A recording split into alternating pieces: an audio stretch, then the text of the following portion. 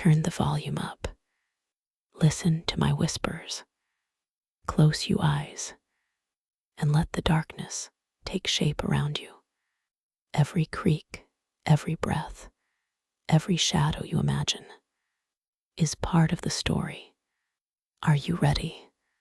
You ever notice how, no matter where you live, there's always one house nobody goes near on Halloween night? Ours sat at the very end of Hollow Creek Road. The windows were boarded up. The grass was dead. And every year, someone dared someone else to go knock on the door. Nobody ever did. Until last year. It was me, my best friend Noah, and my sister Emma. We'd hit every house on the block, pillowcases full of candy, masks stuck to our sweaty faces. But as we were about to head home, Noah pointed down the street and said, "Come on, one last house." I laughed. "You mean that house?" Even from the corner, you could see it. No lights, no decorations, just one porch light flickering. Emma whispered, "They say an old lady used to live there. Miss Hollow. She hated kids. Died one Halloween after chasing trick-or-treaters off her lawn." Noah grinned. "Perfect. Let's go ring her bell." The street was empty. Every step toward that house felt heavier. The air got colder. Even the crickets stopped. The porch creaked under our sneakers. And the front door wasn't like other doors. It was too tall, almost like it was meant to keep something big inside. Noah raised his hand to knock, but before he could, the door creaked open. Just an inch. "Okay, very funny," Emma said. We waited. Nothing. No voice. Just a slice of blackness staring back. Then we heard it, a whisper from inside. "Trick or treat." It didn't sound human. It sounded like something trying to sound human. Noah smirked. "It's a prank." He pushed the door open. Inside, the air was thick and cold. Dust floated in the flashlight beam. Old portraits hung on the walls, but every face had been scratched out. We took a few steps in, and then the door slammed shut. Emma screamed. Noah tried the handle. It wouldn't budge. Then from upstairs came a sound.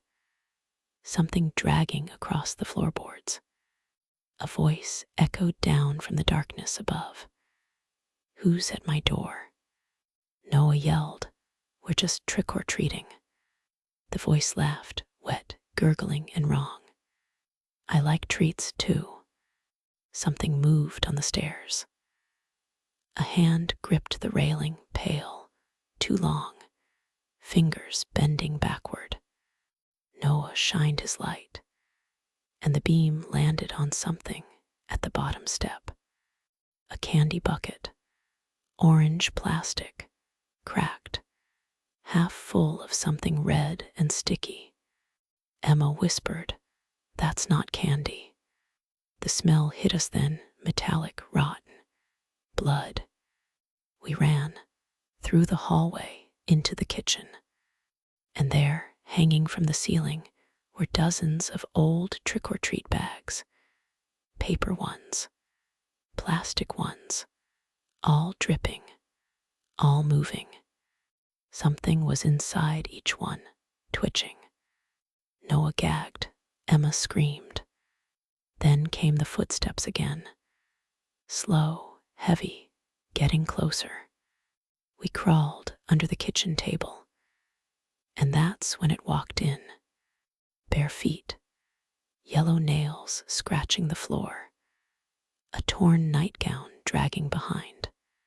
In its hand, a candy bag. You forgot your treat. Its head turned all the way around. Hollow eyes stared right at us. Noah bolted. I grabbed Emma and ran. We burst through a side door, straight into the backyard. But the fence was gone. Just empty black fields stretching forever. We turned back toward the house, and it wasn't there anymore. Only darkness, except for the porch light, floating, and underneath it, the figure, still holding that candy bag. It smiled, a mouth too wide, filled with black, crumbling teeth.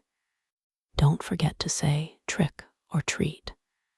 I woke up the next morning on my front lawn, covered in dirt.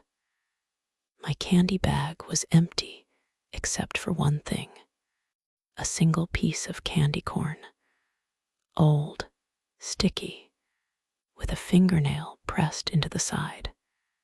Noah never came home. They said he must have run away.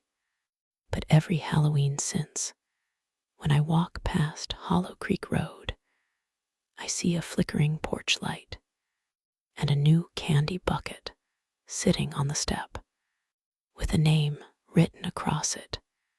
This year it says mine. So if you're out trick-or-treating and you see a house with no lights on, no decorations, just one lonely, flickering porch light, keep walking, because some doors should never be knocked on. Thank you for listening. If you enjoyed this story, hit like, subscribe, share, and comment trick or treat.